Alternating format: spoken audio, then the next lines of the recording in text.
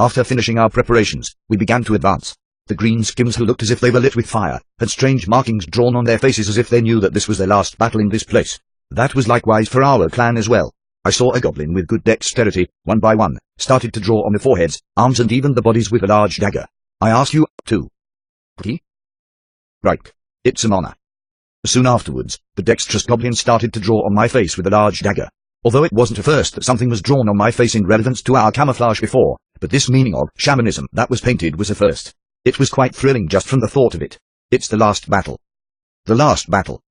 A large group continued to advance north in order to plunder that last fortress. Seeing footsteps of humans along the way, it seems they realized that we were heading towards where they lived. But we will never retreat. Even when the enemy knows where we are. Even when the enemy knows we were going to attack. What the H.A.L.L does that even matter? Plus, if I were to say such a proposition to the group in the midst of advancing, I'd probably get beaten up by the other greenskins. Continuing to march, I could definitely see a few humans on top of the ice wall.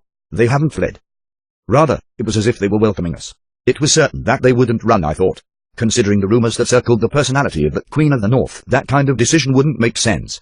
All the greenskins that faced against that wall of ice had certainly realized it. They wanted as well. To fight. Quoo. In front of the walls, a great war cry echoed through the place. Boom. Boom. Boom. The beating drums were swallowed by the winter winds. Victory or death. Someone had screamed aloud in the back. The rest of them similarly started chanting the slogan. Soon, a large war cry surrounded the greenskins. Victory! Or death. Charge. In a short moment, the white field was a sea of green wave. War. Drike. Drike. Drike. I wonder why they were running together. The greenskins' way of fighting really had too many blind spots. If they don't see the enemy, they search, and if they see the enemy, they charge. The problem was that they would charge without thinking of the aftermath. No matter how much they loved wars and battles, it was as if they were jumping into the flames of a large fire. If I was a human, I would definitely not be able to understand this kind of method. But, being a part of this group, I could start to understand these geese-minded wanting to jump into this battlefield. There was no format on both sides whether it was front or back, but the excitement of this green wave was increasing. My heart was pounding faster as I could hear the screams from somewhere. My eyes started to shine aflame, and I realized soon that I was screaming something that I didn't know of. Kriuk. Warriors, raise your shields. The situation where we were near the walls. From this distance, we were in the range of human archers who had completed their first evolution. As if they antic.I.P.ated for this, the hobgoblin warriors raised their shields. Compared to the greenskins, it seems that the archer ratio was quite large. It seems that the humans of the northern forest, not wanting to fight against blood-crazy monsters, were likewise here. Shike. Puk. Puk. Puk. Drike. Yuga. Drike. Drike. Instantaneously, about 20 goblins collapsed. Although there were a few that was calmly swiping the arrows away with their sword or dagger, but they were of the minority. The archers were already preparing for their second barrage. We needed to get closer before the second arrow barrage rained down. Kriuk. We are raising our speed. Raising our speed.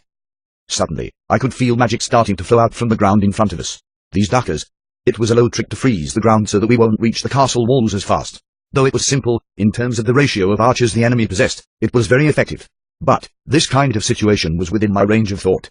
And then, entangle. The spell rang out from young Hyun's lips. From the ground spread out vines as they continued to climb above the walls.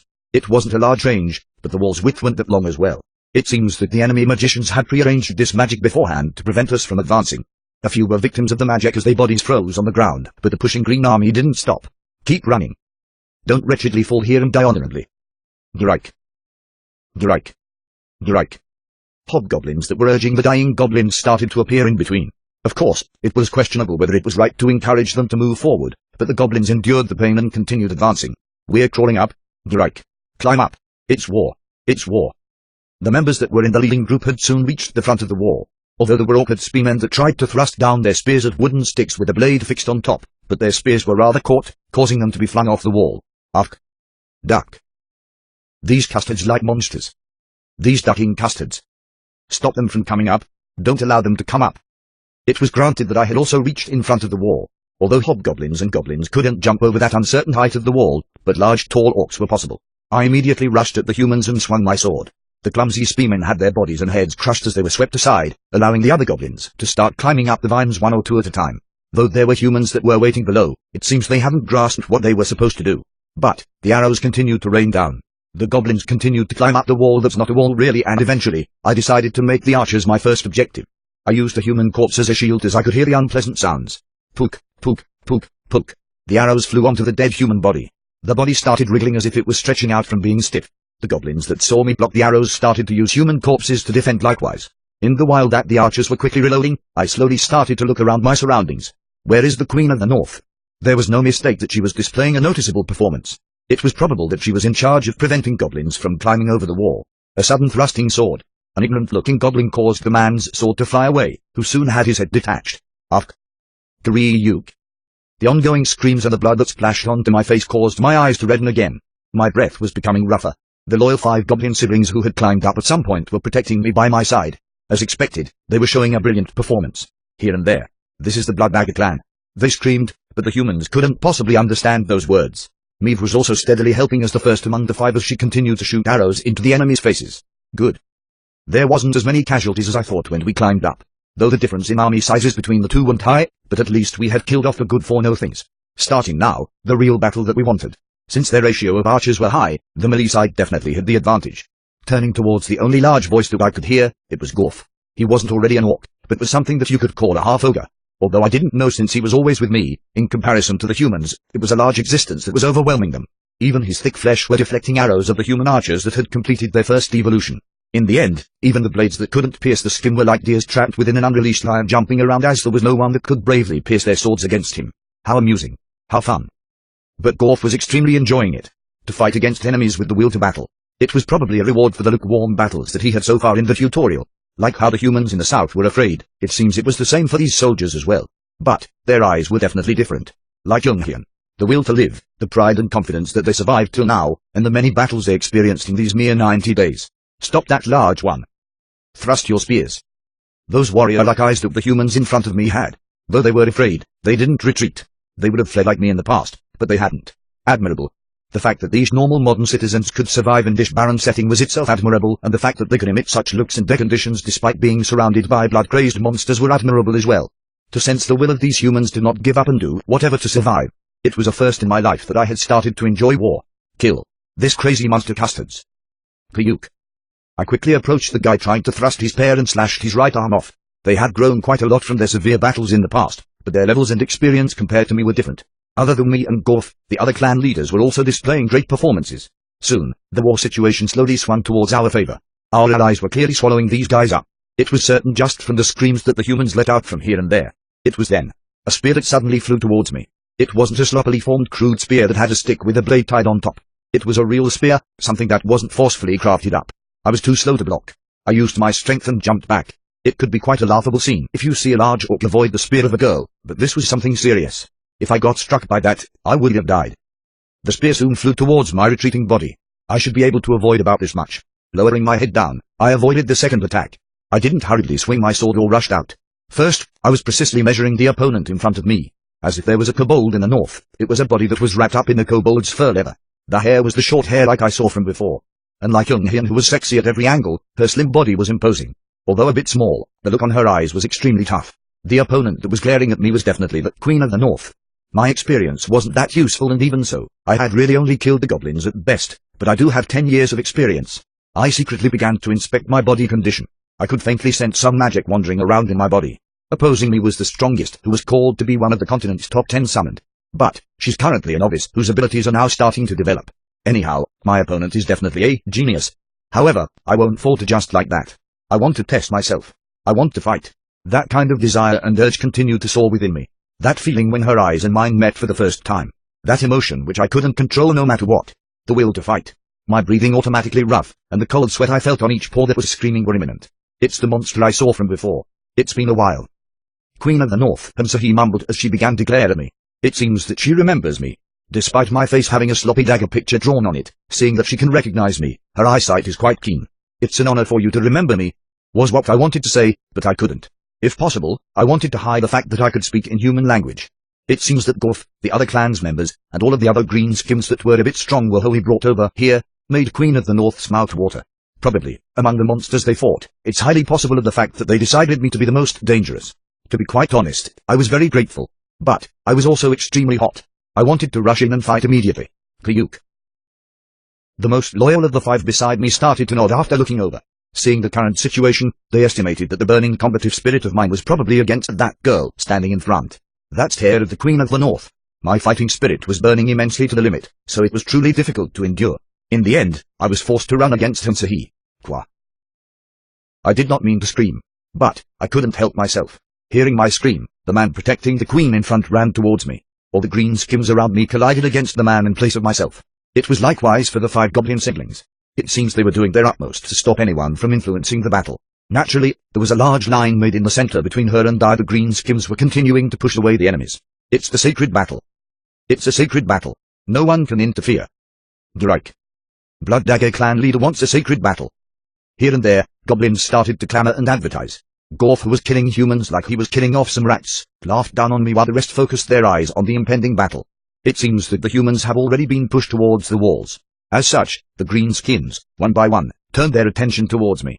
They looked like they wanted to be eyewitnesses of the sacred battle. Suddenly, a large green wall of goblins surrounded the two of us, making it like a great arena. The Queen of the North, surprised, looked at me as she opened her mouth. I think I know what you want. Even if you didn't say anything, there's no way you wouldn't know from this situation alone. She knew what I wanted just from my contact alone on enemy battle. Kya! Rushing in fast with a swing from my broadsword, the Queen of the North quickly created distance. Her weapon was a spear. Usually a spear was much more advantageous against a sword. Although it wasn't universally recognized, a spear did have a bit of an edge due to its range. As for me, though I have a large frame, it's also that much easier to be targeted. And it definitely wasn't like I had the habit of fighting face like Gorf. Though my body was burning, I also kept in mind that I had to fight cleverly. Deflecting the spear away, I advanced. The most basic strategy is definitely a straightforward one. I needed to close the distance to win, and she had to keep the distance in order for her to achieve victory. The oncoming spear thrusts that pierced the air towards me was, in short, flashes. The moment I blinked, I could see her aiming for my joints. I couldn't believe it at all that the girl standing in front of me with that kind of skills after 90 days. Her spear thrusts weren't ordinary at all. She knew what she was doing. Although she didn't completely understand the extent of my abilities as well, but her attacks were extremely difficult and critical in my eyes. Though I had continued to close the distance at first, I realized that the distance between us only grew. Duck. The level difference. To be this high. Despite my 10 years of experience, I was slowly being broken apart from a 90-day greenhorn. All the swordsmanship, study, and everything else I learned from my past life was slowly one by one being destroyed. Gyao. My sword that was slowly slipping into a perilous situation. The Hansahi was very simply deflecting my attacks as she didn't allow me to separate from her, attacking me smoothly with her spear. It was quite a pitiable situation. Truly, I nearly laughed in these circumstances. In a stance where she could sc.r.a.pe at my flesh, I ignored her swing and aimed to deal a heavy blow. As if realizing my intent, she retreated 3 steps back. If I tried to manage a defensive posture, she would fiercely come after me. A distance only 6 steps apart. I couldn't close this distance of 6 steps at all. Duck. Duck. If I think about it, in the past, I was numbed from others outpacing me. Hey, Kim Tizung. Did you hear? The summoned rookie this time. It's already rumored that the person is eyeing for the Saint Knights. Apparently, he easily killed an ogre on his hunt. Ah, I see. It's not something that concerns me though. Kim Tizung. Kim Tizung. You know the man who lives in the dumpster disposal plant. In the end, that person entered the Red Cross clan. Ah. Who would have thought that old man would become one? Well. I must say I'm envious. Kim Tizung, you alright? So why did you foolishly attack? For someone who's only been here for 2 years, you're quite reckless. Right? It hurts. Duck. I should be like that. Definitely not caring about being outpaced by others. But now, I feel like I'm going to go crazy. The useless times I had in the past was so pathetic, I couldn't control myself. Putting the sword close to my body as close as possible, I need to concentrate on blocking her attacks while advancing. Slightly avoiding the critical attacks against my head and body, I need to hold my sword firm and be ready to defend. To hold the sword reversely. There was no meaning to this necessarily. However, by doing this, it would be easier to advance and block. Since it was easier to block, I went with this option. If she steps back a step, I need to advance by 2 steps. If she distances herself by 2, I need to close in towards her by 3 steps. As such, I will decrease the distance 1 step at a time. The burning sensation in my body was still there. This combative spirit. My spirit was constantly fanning on me and finding a way to shorten the distance. HMPH. The Queen of the North was in the midst of swinging her spear emotionlessly. I continually advanced forward. The 6 steps soon became 5, and the 5 soon turned into 4 steps. Sometime later, I was fighting at a sword's distance. Kariuk. Quickly raising my sword, I slashed furiously. Even though she's trying to distance herself, she was definitely in my range. Forced to block. She'll definitely block. Klajik. As expected, she blocked it. Holding her spear vertically up, she was defending against my sword with both arms. I had the advantage in strength. She was frowning, as if her hands were starting to hurt. I need to catch her. Qua. This difficultly obtained opportunity. If I don't use this timing well, then it will be that much more strenuous. One more step. I stepped in front 1 step exactly. Instantly, I swung my sword from the top down as she started to block with her spear vertically up. The spear was about to break from my blows, so she quickly crouched and escaped my attacks. Then, one more step. I could clearly see blood flowing out from her hand that was gripping the spear. The recent 2 blocks that she made had caused her to have an injury dealt to her hand. Though tiring, there was no mistake how enjoyable it was. One step. When I felt that I was getting closer to the Queen of the North, my heart continued to pound. It was probably due to the hope that I could get closer. But, this time, the Queen of the North didn't stand still. In order to impair my movement, she started to aim for my legs. The distance grew to 3 steps, and once I caught up, it happened again. After hundreds of clashes, there was only one thought that was stuck on my mind. Fun. It was extremely enjoyable. Before I knew it, the edges of my lips started to rise. My body was automatically reacting as well. At this time, the Queen of the North started to look over. There was no mistake. She was clearly laughing as she smiled. Kariyuk. With my uplifted mood, I charged towards her like a boar. The 4 steps of distance that she maintained, it was sufficient enough for me to land a critical blow. Likewise, it was also enough for me to receive one. If I continued to tire her stamina out like this, then I would clearly be victorious. First, I needed to create a situation where she couldn't avoid. I'm an orc. If nothing else, I was clearly ahead in terms of stamina. At the time when I felt that the Queen of the North's body was slowly becoming sluggish, I swung my sword with a slash to her body. She will definitely block by vertically holding her spear up. Twang. Though it was a brief moment, her body trembled. The real part starts now. Since she blocked it vertically, her opposite side was totally vulnerable. A distance I couldn't reach with my sword. However, I could with my legs. Even if not completely, it doesn't matter. Just by grazing it, I couldn't hinder her mobility. As such, I extended my left leg to destroy her stance. I expected to hear some broken bone sounds, but the Queen of the North aimed for my right leg, causing my other leg to swing in the air. Dame.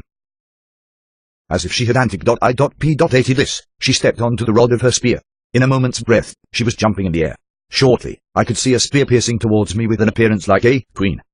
Instantly, I could feel a strong pain burning on my chest. It pierced through. All that immense strength I was controlling soon crumbled down. With that blurred conscience, I couldn't believe that I had lost while staring at the spear thrust into my chest. I lost. Although my consciousness was blurry, I tried my best to hold on to myself. Despite my efforts, however, my body was continuing to fall down. In that moment, I saw the faces around me as if they couldn't believe what they're witnessing as they watched the battle. I wasn't surprised. I could say that among here, I was one of the strongest members. From the outside, right after Gorf. Although other goblins may not recognize this, but if I were to battle against Gorf, I would definitely win. So it wasn't irrational for them to have such shocked expressions on. Their opponents was a weakling, a prey of the lowest kinds. It was a human girl. The other clan chiefs finally accepted the fact that I wasn't kidding from before. Mivu was about to cry, the loyal 5 goblin siblings and their grave expressions. Above all, they were stunned. Gorf had the same expression as well. It seems he was restraining himself from immediately coming over from his expression. As such, I collapsed on the ground perfectly. Though I could feel my body crash against the ground, but the pain in my chest caused me to not feel that pain at all. I couldn't put any more strength in my body. It was a feeling I was accustomed to. It was a feeling very similar to what I experienced as a human. Though I couldn't hear much from the surroundings very well, but I still tried to listen. The sacred battle is won by the human girl. Blood dagger lost. I could hear the green skins crying, slowly embedding into my mind. The victor is the Queen of the North. Dumbfounded, tears started to flow fiercely down my face. It definitely was because of the pain or the fact that I didn't want to die. I was angry at losing against the Queen of the North, who looked like a small child. I slightly turned my head and stared at the Queen of the North. The green skins started to make way for the Queen of the North, who had already turned her back from me as if she wasn't interested. That was how they paid respect to the victor of the sacred battle. The war was won. As we already infiltrated through the castle walls, the high ratio of enemy archers couldn't handle us at all. In fact, the battle flowed towards our favor and we won, but I lost. My sight slowly blurred even more. But above all, I was very distressed not being able to even see the shadow of the Queen of the North. It felt as if the girl was slowly drifting away. I had shortened that mere 6 steps of distance to 3. However, now that distance was slowly becoming farther. I wanted to go closer, but I couldn't. After a while, once I lost complete sight of her, I started to hear a voice. Quest complete. Quest tutorials Northern Forest Conquest. Conquer the Northern Forest. 1/1. Impressive. You have succeeded with your clumsy strategy on repelling the group of the Northern Forest. A special class has opened. The war is won, but you who have lost the battle. A new special class has opened especially for you. You have successfully completed the quest. The quest reward is rank up. Please select from the following. Making the Queen of the North leave this place was one of the conditions in order for the quest to be completed. However, I wasn't too excited to hear this at the moment. Listening to that voice, I lost my consciousness. Kariyuk. Kariyuk. I quickly opened my eyes. Instantly, I looked at the scenery around me. To be honest, you couldn't call it a scenery. It was a villager's home that the humans had used. I slightly turned my head towards the side and saw a sleeping Meath and Young-hye sleeping by the bed with their eyes closed. Kariyuk. The growling of an orc kept ringing in my ear. Who? Slowly turning my head and looking up was the face of Gorf. Though it may be just me, but I think he grew a bit larger than before. If I think about it, I remember that I had completed the quest before I fell unconscious. I could tell that he had gotten a bit stronger even if he weren't able to evolve into the next species. As expected, the probability was high that he was either an intermediate orc warrior or some different special class. As if he recognized someone staring at me, he opened his eyes and spoke. So you've awoken? Yeah. Seeing that I could speak a bit, it seems the goblin shaman had healed my wound to some extent. Frowning while staring at my wound, he spoke again. That human woman had insulted your honor. However, that is of course the right of the winner. You have to live. You need to live to pay back what you owe. You couldn't die honorably in the sacred battle. Kariyuk. Seeing it, it seems that it was dishonorable to not die in a sacred battle. Funny as it is, I was quite grateful that the Queen of the North had allowed me to live. I can fight once more. Thanks to surviving that battle, I can fight with that woman once more. Seeing me not saying anything, as if Gorf understood, he patted my back. Kariyuk. How painful it must be.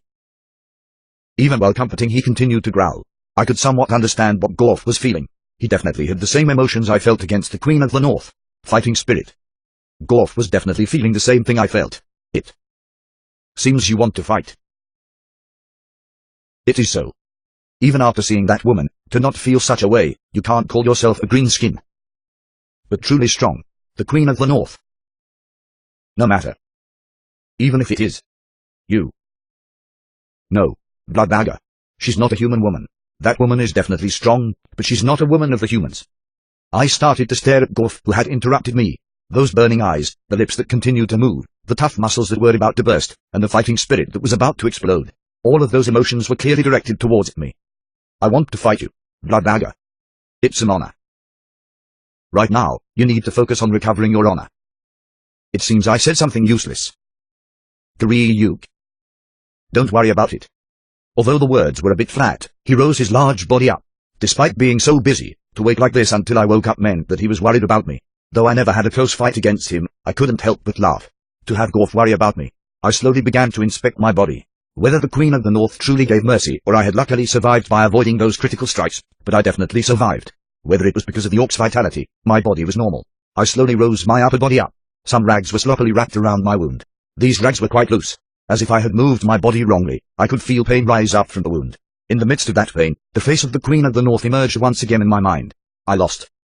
That last attack was definitely not me being careless. If I think about it now, trying to shorten the distance until that last attack was as if it was all foreshadowed. Seeing that she continued to block my attacks with her spear straight up, it was certain that she was raising my confidence on purpose. It was a simulated move that she had planned up already. Truly strong. At least I reached her. Though I wasn't able to land a critical strike, my sword did reach her spear. As I was recalling the battle once more, it was then. The sleeping Young-hye beside me started to open her eyes. Seeing me awake, she stared at me with her eyes wide open. Then, she slowly opened her lips. You are awake. Yeah. How many days has it been? 1. You were asleep for 1 day. I see. I thought you were going to die. I thought so too. Silence filled the air for a moment. Looking at her face, it seems that Young-hye had something to say, but was holding it in. In the end, she started to speak after the silence was lengthening to some extent. Don't die. Don't get hurt. If you're not here, I don't have anyone to rely on. After saying so, I saw Young-hye's face strangely reddening. As much as trusting me and evolving into a monster, there will also be no one to rely on if I wasn't there. After privately sharing a lot of conversations, it seems that she held some sentiment to me. I couldn't help but slightly laugh. All right. I'll bear that in mind. Yes. I'm sorry to say these kinds of words. It's not that. But what happened after I collapsed? The goblins and the hobgoblins made way. though I didn't clearly hear it, but I think they said, "The sacred battle's victor had the right, so far as allowing the rest of the humans to go with her." Gorf clan, as well as the other clans, did not even touch the humans that left. Although I roughly guessed it would happen like that, but hearing them directly, I couldn't help but feel restless. It seems that after that battle, the war had soon concluded, and everyone were able to accept the outcome since the clan leaders had announced in advance about the sacred battle as well. The Queen of the North Side must have thought that the war was already lost. In the end, it seems that they had chosen to take their troops and leave the place. Although there couldn't have been an incident where some didn't realize the order and continue to attack, but I don't think they were as stupid to do that. Though I'm not sure where they left, either to the south, west or east. I'm sure we'll meet on the continent someday. While I was listening to Young Hyun, Meave woke up from the noise. Cap. Tane. Cap. Tane. Captain. The moment she arose, she jumped onto my body, causing my upper wound to sting. But I was more worried about the Bloodbagger clan, though I didn't know about their conditions, but Gorf did say that I had lost my honor. Although it wasn't like they were ones that really took care of their honor, but a sacred battle was a different story. Worried if my subordinates were disappointed and had left the clan, I asked Meave, who quickly gave back a response. "Perchance, where are the clan members now? Are there any that left?" "No, there are no goblins that left. Rather, they were screaming that they would regain your honor back." It was a result that was quite funny, though it wasn't like I didn't have any affection towards these goblins who I couldn't differentiate from their faces. To think of me to this extent, I couldn't help but start to love them. Imagining the goblins and hobgoblins all rolling around the ground and leaping in rage, a smile started to rise from my face. "And I won't leave as well. You don't have to worry." Meave, who had wanted to mate with me on our first meeting, was saying this shyly, causing me to understand as if this was a natural response for an evolved fairy. Anyhow, the fact that either Meave or Young Hyun hadn't died, and that none of the clan members had left was a huge benefit. Come to think of it, I did hear a voice that claimed that I had completed the quest before I collapsed.